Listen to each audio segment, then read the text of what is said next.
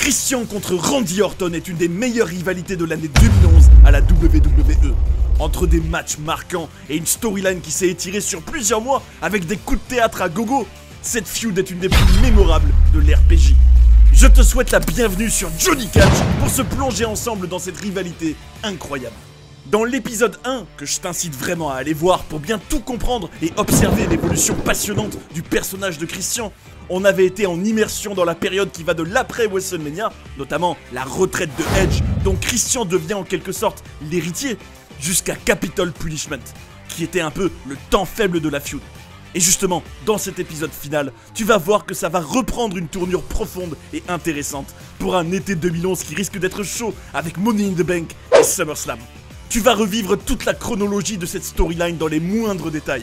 Et tu vas apprendre entre autres comment les deux catcheurs ont vécu toute cette histoire, mais aussi l'influence importante que Christian a eue sur la carrière de Randy Orton. Vous êtes bien sur Johnny Catch, Christian vs Randy Orton, l'histoire du One More Match, épisode 2, c'est parti! Le general manager Theodore Long ouvre le show et est déterminé à mettre en lumière la controverse qu'il y a eu à la fin du match entre Randy Orton et Christian à Capitol Punishment. Il demande à Captain Charisma de venir pour s'expliquer, alors que Michael Cole ne manque pas d'appuyer là où ça fait mal. Christian s'est fait flouer. Je dois avouer que l'arbitre a pris une mauvaise décision, et je veux m'excuser auprès du WWE Universe. Mais que vous le vouliez ou non, la décision de l'arbitre est irrémédiable, déclare le JM, ce qui rend fou de rage le Canadien, qui va devoir se battre pour mériter une autre chance en venant à bout de Kane. À la fin du segment, Christian et Teddy se disputent pendant quasiment 1 minute, et j'ai bien aimé ce petit moment avec en fond la musique du patron. Il le vivait vraiment, et ça rend l'immersion totale. Ce qui est aussi assez original ici, c'est qu'un heel se fasse avoir par la figure d'autorité face. C'est assez rafraîchissant.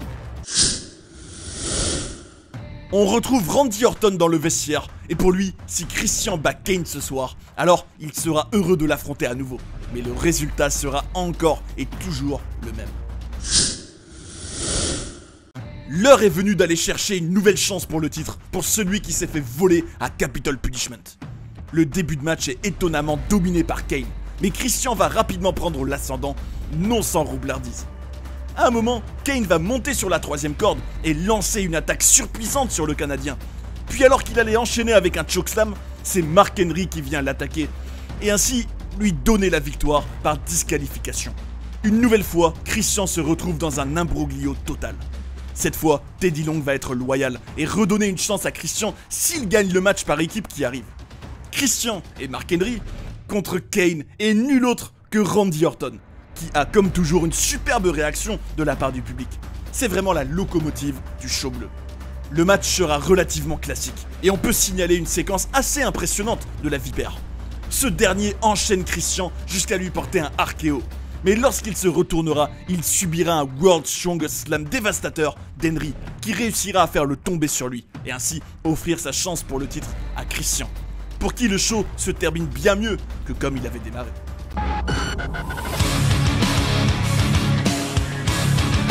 Le très classe Teddy Long est posé sur son canapé quand Christian débarque pour lui montrer le contrat de son match avec Randy Orton. Le boss de SmackDown va refroidir les ardeurs de celui qui porte un débardeur Hit the Switch, en lui disant que c'est bien Mark Henry qui a fait le pin la semaine dernière. Donc Christian n'aura pas de chance pour le titre. Le World Strongest Man va affronter la Vipère, et s'il le bat à nouveau, il pourra l'affronter au prochain pay-per-view. Christian est interdit d'approcher le ring. Encore une fois, c'est rafraîchissant de voir une figure d'autorité face faire la misère à un heel. Admirez le regard espiègle et satisfait de Teddy Long. Mark Henry va être compté à l'extérieur dans son match face à la Vipère, avant de violemment s'en prendre à un technicien dans une scène que j'ai trouvée assez incroyable. On retrouve une nouvelle fois Christian et Long dans la loge de ce dernier, et le GM va lui reprocher d'avoir fait jouer la musique du Big Show pendant le match d'Henry. Le Canadien va affronter la nouvelle sensation mexicaine, j'ai nommé Sin Cara. Une nouvelle fois, regardez ce petit regard plein de malice de la part du general manager du show bleu. Il prend un malin plaisir à rendre la vie dure au maître du Peep Show. Je profite de l'entrée de Christian pour dire que j'aime bien sa musique. Elle est bien rythmée et dégage vraiment quelque chose, en plus de lui aller comme un gant.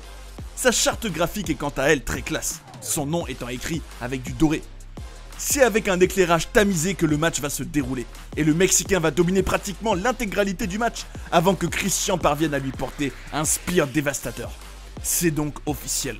Ce soir, nous aurons bel et bien la signature de contrat officiel entre le Canadien et la Vipère. Je dois avouer que ça fait du bien d'avoir plus que tâtonné avant d'en arriver là. Elle ne tombe pas du chapeau et a été rendue très crédible par toute la construction pour y arriver. Un tapis noir, 2 sièges, un contrat, une table et un Teddy Long qui n'arrive toujours pas à prononcer Christian. C'est parti pour la signature de contrat. Le Canadien arrive avec son avocat qui n'est clairement pas là pour rigoler, alors que l'Apex Predator arrive lui extrêmement concentré et sérieux. Tout ce que j'aime. Pour votre information, Teddy et Randy Orton, mon représentant juridique, a bien lu le contrat et y a ajouté une clause pour m'empêcher de me faire une nouvelle fois arnaquer. Randy, je sais que je peux te battre, même si personne ne croit en moi, s'exclame le Canadien, motivé comme jamais, avant de dire à Orton qu'il est le Golden Boy d'une WWE qui passe son temps à le protéger par tous les moyens. L'Apex Predator va lui dire qu'au début de leur rivalité, il le respectait et aimait même l'affronter. Ils ont eu des matchs épiques et il l'a battu à chaque fois, mais plus il le bat, plus il le supplie pour avoir un match de plus, one more match. Ça commence à l'énerver. Les contrats sont signés par Randy Orton, puis vérifiés par le conseiller juridique du Canadien. Et là, devinez quoi? Le stylo est défaillant quand Christian veut signer. Sheamus fait une apparition surprise et se met à tataner violemment Orton, puis Christian. Les deux auront droit à un broad kick chacun. Cette fois, justice est faite. Mais le rouquin déchirera le contrat en 1000 morceaux avant de s'en aller. Hélas pour lui, Christian n'a pas eu le temps de le signer. Et c'est ainsi que cette édition de SmackDown depuis Phoenix, dans l'Arizona, se clôture.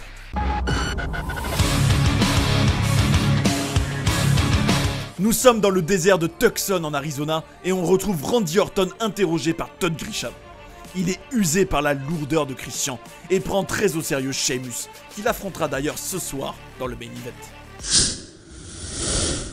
C'est avec son superbe titre en main que l'Apex Predator trace son chemin vers le ring avant que Sheamus le rejoigne. Je me demandais où était Captain Charisma, et bien le voilà, qui va prendre place à la table des commentateurs. Apparemment, tout le monde fait comme si le contrat avait été signé la semaine dernière, et c'est le genre de choses que j'aime pas trop parfois à la WWE. Souvenez-vous, Christian avait pris le titre d'Orton et était parti avec. La semaine suivante, Randy était réapparu avec. Comment? Pourquoi? Mystère. Là, c'est pareil. Je pensais que Christian aurait encore des bâtons dans les roues à cause de Sheamus qui a déchiré le contrat avant qu'il ne puisse le signer. Oh non! Pendant que j'exprime ma frustration, c'est bien Christian qui monte sur le ring et frappe Orton alors qu'il préparait son RKO. Le Canadien encaisse ensuite un brogue kick du rouquin avant que la Vipère place son RKO sur ce dernier. Le show se termine alors qu'il parade sur la 3e corde. Ça fait quand même 2 shows où Christian termine en PLS complètement tatané par Sheamus. Étrange.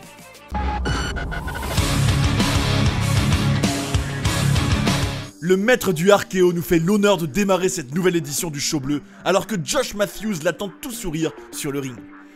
Il lui demande si, connaissant ses problèmes de gestion de sa colère, il pourrait perdre son titre sur disqualification ce dimanche à Money in the Bank, ce que Christian a réussi à négocier. Pour Randy, ça n'arrivera pas, et c'est une manière vicieuse qu'a trouvé Christian, car il sait que c'est sa seule chance. Le Canadien apparaît sur le Titantron et nous dit que c'est son avocat qui l'a forcé à inclure cette stipulation. Christian présente ensuite un cadeau à Orton. Il dévoile un tableau avec lui-même debout devant Orton et brandissant le titre fièrement. Voilà comment ça se finira au prochain pay-per-view, avec moi me tenant au-dessus de toi, le titre à la main, déclare-t-il avant de s'en prendre au père d'Orton qu'il trouve pathétique. Captain Charisma est littéralement en train d'entrer dans la tête de Randy, et c'est très bien joué en vue de l'affrontement au sommet de ce dimanche.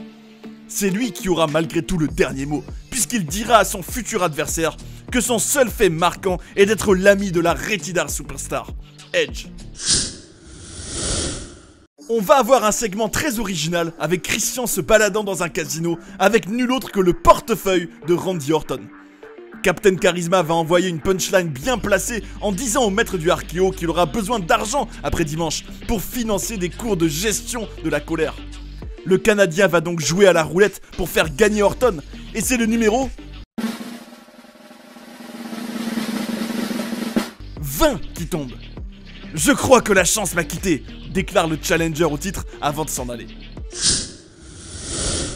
Christian est maintenant dans une zone d'interview et il va continuer à s'en prendre à lui et notamment sa carrière d'acteur. Non sans ironie. Le champion du monde a un adversaire de taille ce soir, en la personne de Kane. Alors que le Big Red Monster domine aisément le début de match, c'est bien Christian qui apparaît tout sourire sur le stage en voyant le champion en difficulté. Il va ensuite venir distraire la vipère au bord du ring et même l'arroser d'eau, ce qui perturbera ce dernier, qui perdra le match par décompte à l'extérieur avant de faire une crise de nerfs et de poursuivre Christian. Le Canadien va être malin comme un frisé et faire en sorte d'emmener Orton sur le ring pour que Kane s'en prenne à lui, mais la vipère finira par lui porter un RKO avant que Captain Charisma le tatane avec un bon gros spear. Quelques instants plus tard, Orton va réussir à se relever et va littéralement fracasser Kane avec plusieurs coups de chaise extrêmement violents. Regardez le visage de Randy. C'est incroyable comme il est possédé et vit le truc à fond. Une chose est sûre, Christian a réussi sa mission ce soir. Entrer dans la tête de la vipère, qui terminera par lui crier « Allez, sale fils de p***!» en étant vraiment dans une rage extrêmement intense. J'ai vraiment hâte du match à venir, et il faut le dire, la stipulation ajoute du piment.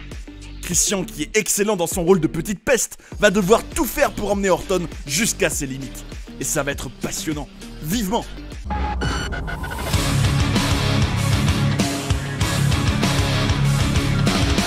Ce match est prévu en un tombé, et si Randy Orton est disqualifié, il perdra son titre de champion du monde poids lourd.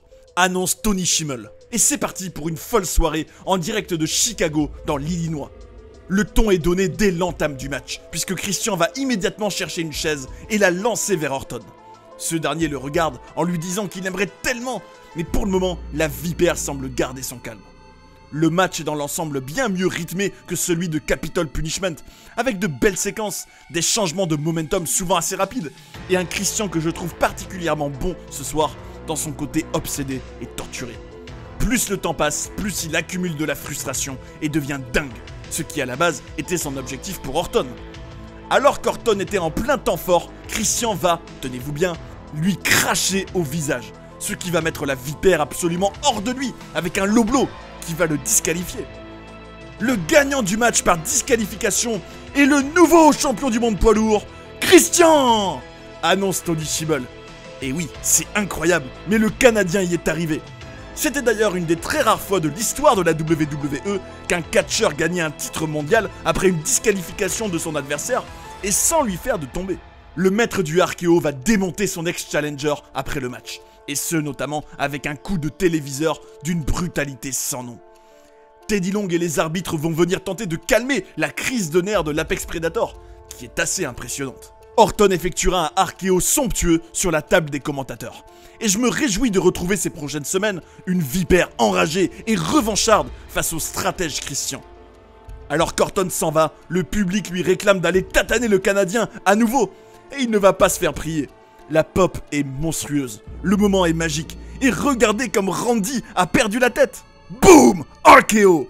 L'ex-champion du monde hurlera à Christian qu'il n'est rien et s'en ira toujours en pleine crise de nerfs. Quel moment!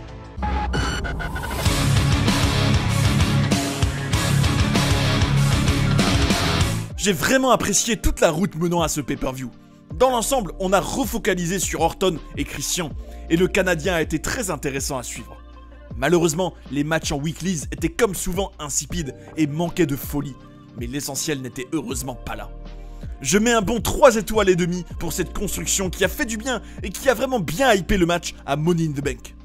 Justement, concernant cet affrontement, je vais donner un 3 étoiles et demi aussi, avec un match bien plus qualitatif que celui de Capitol Punishment, et surtout une fin surprenante et assez épique, ce qui promet une suite haletante pour cette grande histoire.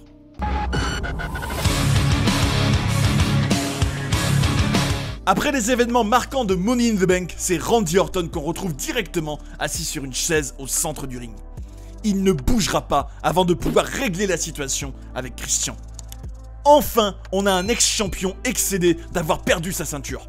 Et ça, c'est génial pour l'immersion et la crédibilité de l'histoire face à laquelle nous sommes. Ce dernier ne se fait pas prier pour apparaître fièrement avec son titre fraîchement gagné.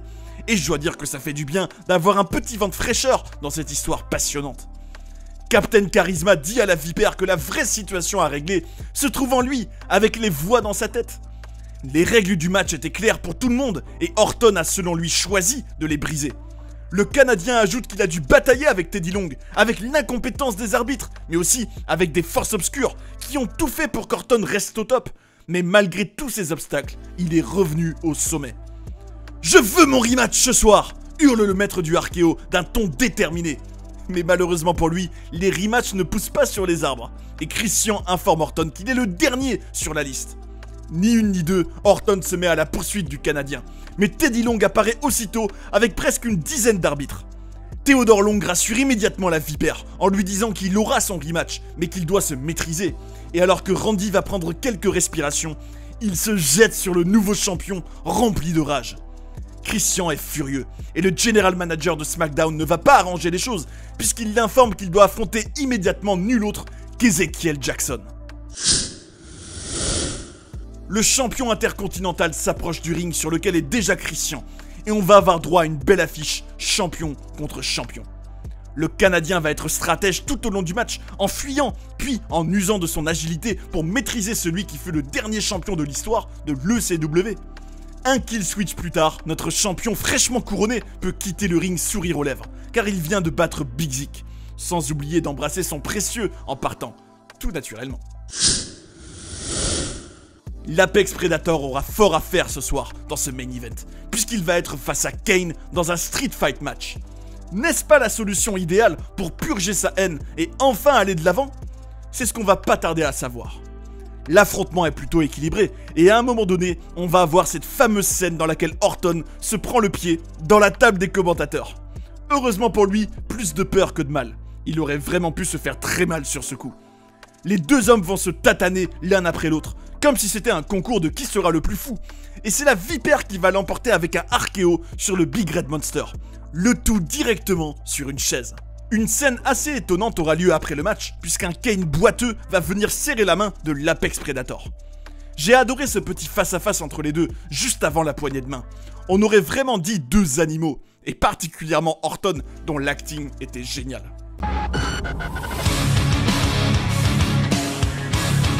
C'est un Triple H classe et fringant qui nous fait l'honneur de démarrer cette édition du Show Bleu.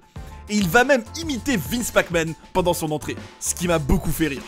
The Game a pris le pouvoir récemment, et il va personnellement gérer la situation autour du titre poids lourd de SmackDown. Ça fait du bien d'avoir un vent de fraîcheur à SmackDown. Au plus on essaye de régler les choses ici, au plus elles se fracassent. C'est comme les dominos, tu en touches un seul et tous les autres s'effondrent, déclare Triple H, qui va être interrompu par nul autre que Christian. Le Canadien va féliciter The Game pour sa nouvelle position dans la compagnie, avant de clasher les fans, sans oublier au passage de se plaindre inlassablement par rapport aux événements de ces derniers mois. The Game est assez incisif dans sa réponse, et informe Captain Charisma que Randy Orton aura sa revanche à SummerSlam, et ce, dans un no-holds-barred match. Évidemment, Christian est excédé, et c'est R-Truth qui apparaît en étant complètement dans son monde, ce qui ne manque pas de bien me faire rire. Le rappeur n'est pas venu pour rien, puisqu'il a donné une idée à Monsieur H, comme il l'appelle. Ce soir, nous aurons un affrontement entre R-Truth et Randy Orton. Alors que Christian de son côté va affronter John Morrison. Les commentateurs se félicitent de voir une nouvelle ère émerger à la WWE, ce qui n'a pas l'air de ravir Christian. Charles Robinson lance ce match qui sera dans l'ensemble assez vide et faiblard, contrairement à ce qu'on aurait pu penser. Le champion du monde poids lourd quitte le ring satisfait de lui-même et avec un grand sourire, puisqu'il bat Morrison assez facilement avec son kill switch, sous les yeux de Jinder Mahal et du Great Khali, tranquillement posés dans leur loge. The truth shall set you free. C'est sans musique que R-Truth traverse la rampe, accompagné de ses amis que lui seul peut voir, suivi de la vipère. Le match démarre et Christian ne tarde pas à apparaître sur le stage en serrant bien sa ceinture contre lui. J'aime vraiment le fait que Christian ne la lâche pas d'une semelle. Il la bichonne, la regarde, l'embrasse. Il en a vraiment la valeur tant il a peiné à la retrouver. Et ça, c'est génial je trouve. Le Canadien va distraire l'arbitre pendant que R-Truth va exploser une bouteille d'eau sur la tête d'Orton, ce qui va littéralement faire péter un câble à ce dernier. Il va aller se saisir d'une chaise et fracasser le rappeur, entraînant au passage sa disqualification. Ce qu'il va réaliser au moment de l'annonce de Tony Schimmel. Une nouvelle fois, la vipère a vrillé. Mais heureusement pour lui, le match de SummerSlam à Los Angeles sera sans limite. Le maître du RKO va exploser un écran sur la tête du meilleur ami de Little Jimmy, avant de lui exploser la face sur la table des commentateurs avec son finisher légendaire. Le public est en délire total, alors que Christian, lui, semble vraiment terrorisé. Les deux hommes se regardent au loin et Orton va remettre un RKO dévastateur sur le R-Truth. Regardez comme la vipère est vraiment tarée à ce moment-là. Alors que Christian, lui, réalise dans quel bourbier il est tombé.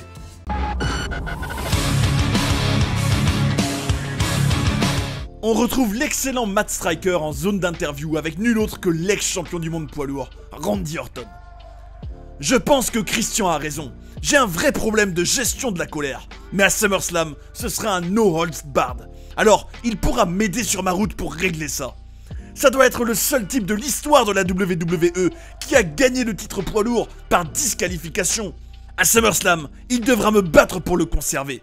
C'est quelque chose qu'il n'a jamais fait et ne fera jamais, déclare la vipère. Plus tard dans le show, c'est cette fois Captain Charisma qui sera au micro de l'ex-manager de Big Daddy V. Une nouvelle fois, le Canadien va radoter le même discours. Tout le monde veut qu'Orton soit champion, et maintenant, il y a même Triple H qui s'ajoute à la liste. Il n'en fallait pas plus pour qu'en entendant ça, celui qui est persuadé d'être victime d'une conspiration, R-Truth, fasse son apparition. Ce soir, il sera le partenaire de Christian pour affronter Orton et Morrison dans un tag team match. Les deux équipes font leurs entrées, et l'affrontement est assez peu intéressant jusqu'à ce que Christian et son challenger se retrouvent face à face dans le ring. À un moment donné, R-Truth va venir distraire Orton, qui va lui mettre un RKO, mais Christian va en profiter pour faire un kill switch à son challenger et lui faire le compte de 3. Regardez ces petits sauts du Canadien tout heureux d'avoir pris l'ascendant sur son rival, avant d'aller célébrer sur la table des commentateurs. À 9 jours du plus gros show de l'été, Christian montre qu'il n'a rien perdu de sa roublardise et peut frapper à tout moment dans un match qui semble en apparence favoriser la vipère.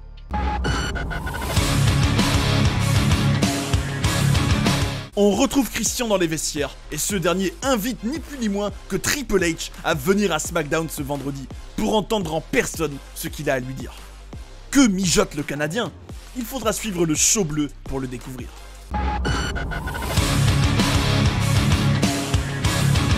Sacramento en Californie accueille ce dernier numéro du show bleu avant SummerSlam. Et c'est The Game Triple H qui ouvre le bal. Ce soir, Randy Orton va avoir un challenge de taille contre lui, en la personne du Great Khali. Et en ce qui concerne le champion du monde Christian, son adversaire sera Sheamus. Ça tombe bien, la musique du Canadien résonne dans l'arène. Et c'est toujours tout fier de soulever son titre qu'il s'avance d'un pas décidé vers le nouveau directeur des opérations de la WWE. Regardez comme Christian est fier de soulever la prestigieuse Big Gold Belt. Il est vraiment excellent. Le Canadien va poursuivre la WWE en justice. Il a des documents médicaux démontrant que Randy Orton a des problèmes mentaux. En mettant Christian face à Orton, The Game le place dans un environnement de travail malsain. Christian poursuivra tout le monde, y compris les fans qui achèteront un ticket pour SummerSlam et ceux qui le regarderont à la télé. C'est quand même assez inattendu comme situation. Et Triple H va annoncer que le match à SummerSlam est confirmé. The Game balaye les menaces du champion d'un revers de main, en lui rappelant qu'il est son patron, et que si Christian refuse de participer à un match, alors il ne respecte pas son contrat, et sera donc viré, ce qui lui fera bien évidemment perdre son précieux titre. Tu me connais depuis 14 ans, tu sais à quel point je suis bon, pourquoi tu me fais ça? Orton a attaqué ta famille, et toi, tu t'en prends à moi? Pourquoi? Pourquoi? Pourquoi? Regrette le Canadien, qui n'en peut vraiment plus d'avoir tout le monde contre lui. Je te respectais, mais la manière avec laquelle tu as gagné le titre et ton comportement de ces dernières semaines font que je ne te respecte plus. Et le public non plus. Tu veux regagner le respect? Arrête de pleurnicher comme une gamine sans arrêt et gagne ce respect, lui rétorque The Game avec toute l'intensité qu'on lui connaît. Ce discours a littéralement mis le feu à Christian, qui abandonne ses poursuites et est prêt à affronter Orton ce dimanche. Avant de pouvoir défendre sa ceinture dans la Cité des Anges, c'est Sheamus qui se présente face au meilleur ami, d'Edge. L'Irlandais va dominer le match, mais Christian se sortira de cette situation complexe grâce à sa roublardise. la motivation du Canadien après le discours de The Game aura été relativement courte, puisque ce dernier décide ni plus ni moins de quitter le ring et d'être compté à l'extérieur. Après tout, pourquoi prendre des risques et se fatiguer avant un affrontement au sommet dans ce qui est considéré comme un WrestleMania estival ce dimanche? Matt Striker interroge le challenger Randy Orton en coulisses, et ce dernier nous dit qu'il ne faut jamais laisser la colère nous consumer de l'intérieur, mais qu'il faut la faire sortir. Ça tombe bien, ce dimanche il a une occasion de rêve de mettre ce conseil à exécution.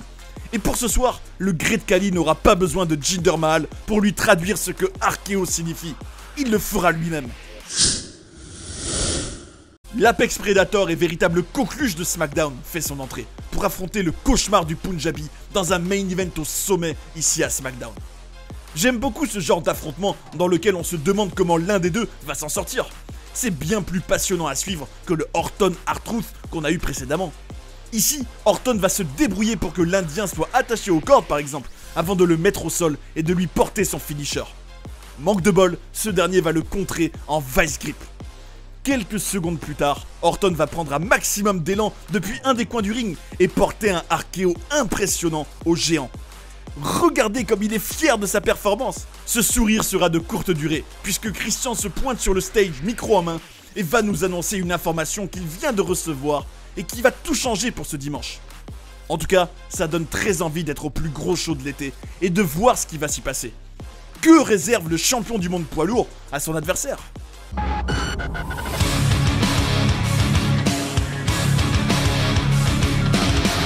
Josh Matthews est avec Christian dans le vestiaire, et c'est sans surprise qu'il lui demande d'en dire davantage à propos de cette fameuse nouvelle qui va tout changer au match de ce soir.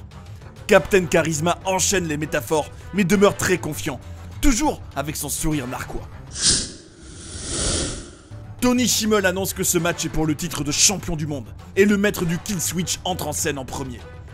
Christian prépare quelque chose ce soir, et je suis vraiment impatient de découvrir ce que c'est, déclare un Booker T aussi curieux qu'enthousiaste aux commentaires. Captain Charisma nous annonce en grande pompe et avec une énorme ovation du public que la Rated R Superstar Edge sera dans son coin ce soir. Yes! Hurle Michael Cole. C'est avec de belles lunettes Aviator que le 11 fois champion du monde vient rejoindre son compatriote sur le ring, qui est littéralement fou de joie. Les deux se prennent dans les bras, ce qui rappelle le tout début de cette grande histoire à Extreme Rules il y a quelques mois. Et ce n'est pas pour me déplaire. Une petite scène qui m'a tué de rire d'entrée, c'est quand Edge s'est mis à dire que quand les docteurs lui ont dit qu'il ne catcherait plus jamais, Christian, lui, n'en avait que pour sa ceinture, et l'a montré du doigt fièrement. Edge dit qu'il était vraiment très fier de Christian au moment où il lui a passé le relais et qu'il est devenu champion. Il trouve ça injuste que Christian ait dû défendre son titre à peine quelques jours après, mais a été très agacé que son meilleur ami s'en plaigne inlassablement semaine après semaine. Il a été déçu en voyant que son ex-coéquipier a gagné le titre par disqualification. J'ai toujours fait les choses avec classe, avec panache. Je n'étais pas ennuyeux et je ne me cachais pas derrière des avocats. Je t'aime et jusqu'au jour de ma mort, tu resteras mon meilleur ami. Ça changera jamais. Mais je n'aurais jamais pensé que mon meilleur ami deviendrait une petite qui ne fait que pleurer, déclare Edge avant de quitter le ring à toute allure. Christian est dépité et se retrouve maintenant face à une vipère déterminée dans un match où tout est possible. Les premières secondes du match sont assez originales, puisque c'est le Canadien qui part dans une diatribe qu'il vit intensément et face à laquelle Orton reste de marbre. À un moment donné, Christian va courir attraper son titre poids lourd et tenter de s'enfuir avec par le public. Mais Orton le rattrape assez vite et on part pour une séquence hyper excitante, mais hélas bien trop courte dans le public. Orton va ensuite tataner Christian avec des enchaînements de coups de poing d'une rare violence. Vraiment, j'ai jamais vu ça, il l'a enchaîné. Christian se saisit ensuite de mon arme préférée, à savoir un bâton de kendo. Clac, clac, clac, Orton encaisse les coups puissants de son adversaire. Un peu plus tard dans le match, la vipère sortira 2 tables de sous le ring, ce qui ne manquera pas de mettre en joie la foule. Plus tard, les deux iront au niveau des tables de commentateurs, et Christian va littéralement imiter Orton lorsque ce dernier prépare son RKO, avant d'en encaisser un qui foudroie la table du duo mexicain. Les deux athlètes vont finir par retourner sur le ring, et le Canadien va envoyer son kill switch à la vitesse de la lumière.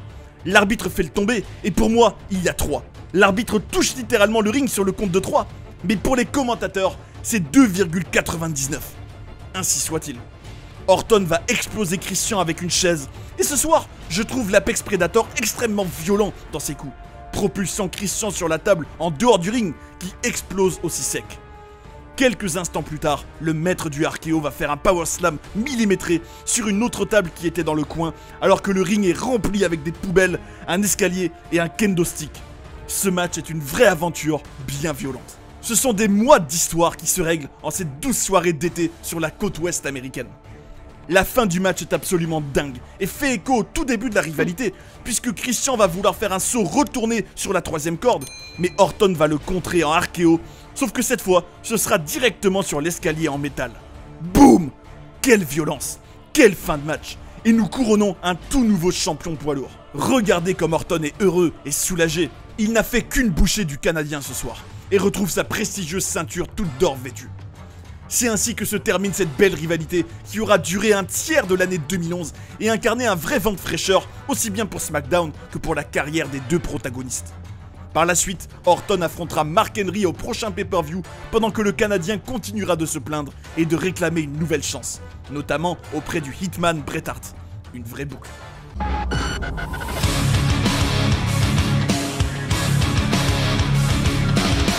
Plus le temps passait et plus l'étau se resserrait autour de Christian, jusqu'à même avoir Triple H sur le dos. Et malgré tout ça, il a quand même tenté un dernier coup de bluff à la dernière minute, ce que j'ai trouvé super. Christian m'a vraiment épaté dans toute cette construction jusqu'à SummerSlam et incarnait parfaitement son rôle. De son côté, la Vipère a excellé dans un domaine où il règne en maître, celui d'un ex-champion qui perd la tête et qui enchaîne les crises de nerfs. L'alchimie entre les deux était formidable, et j'ai vraiment passé un très beau moment à suivre cette rivalité semaine après semaine. C'est pourquoi je mets un solide 4 étoiles. Au niveau du match, je l'ai trouvé très bon. On a vraiment assisté à la crise de nerfs finale d'Orton, mais tout en maîtrise. Il a fait passer Christian à travers plusieurs tables, dont celle des commentateurs, et l'a tatané violemment jusqu'au RKO final absolument divin, qui venait parfaitement clore cette rivalité en faisant écho à sa genèse. J'ai hésité entre 3 étoiles 75 et 4 étoiles, mais je vais mettre 3,75, car j'aurais aimé une belle séquence au sein du public. Malgré tout, ça reste extrêmement qualitatif. Et pour Randy Orton, ce match à SummerSlam contre Christian l'a marqué, parce qu'en le revoyant, il dit qu'il y avait une grande part d'instinct. Il était vraiment dans le moment, et en termes de langage corporel, d'expression du visage, d'adaptation au public, une grande partie de tout cela était instinctive et venait organiquement, au moment où il était dans le ring. Il va même jusqu'à affirmer que l'adversaire qu'il a préféré affronter n'était pas Triple H, John Cena ou l'Undertaker, mais bien Christian. Une déclaration très forte, quand même. Le Canadien, lui, dit aussi qu'ils avaient une alchimie folle, que leur différence de style, à savoir le sien qui était plutôt rapide et celui de Orton qui était plus lent et méthodique, allaient bien ensemble. Ils se faisaient confiance. Et il n'est pas avare de compliments pour Randy Orton. Apparemment, un jour en 2011, Christian était devant le moniteur en coulisses avec John Cena en train de regarder le match d'Orton. Et à la fin, ils se sont regardés en se disant que Randy ne savait même pas à quel point il était bon, qu'il avait un talent inné incroyable. A priori, Orton n'était pas capable d'expliquer pourquoi il faisait les choses qu'il faisait, et tout lui venait naturellement. Aux yeux de Christian, chaque fois qu'ils étaient dans le ring, c'était magique. Voilà pour cette rivalité que j'ai aimé partager avec toi, mon ami. Une feud qui s'est terminée avec brio à SummerSlam, même si on notera qu'ils auront un Steel Cage match quelques jours plus tard. Ce qui est fou, en prenant du recul, c'est que cette rivalité entre Orton et Christian, que le média Pro Wrestling Illustrated a désigné comme étant la deuxième meilleure de l'année 2011, n'a jamais fait les main events des pay-per-view, et qu'elle se passait en parallèle de la grande storyline entre CM Punk et John Cena notamment, qui monopolisait quand même l'attention et l'excitation du public.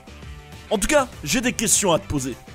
Quel était selon toi le meilleur match de cette feud? Est-ce que tu penses que c'est une des 3 meilleures de la carrière de Randy Orton? Pense à mettre un kill switch au bouton like et abonne-toi pour qu'on vive encore plein de belles aventures ensemble. D'ailleurs, si vous avez envie de regarder un documentaire sur un personnage extraordinaire comme l'Undertaker, cette playlist est faite pour vous. Ou sinon, allez ici pour découvrir plein de controverses et coulisses de la WWE. J'espère que vous avez passé un bon moment et je vous invite à rester sur Johnny Catch pour voir d'autres vidéos. A tout de suite. Acknowledge me!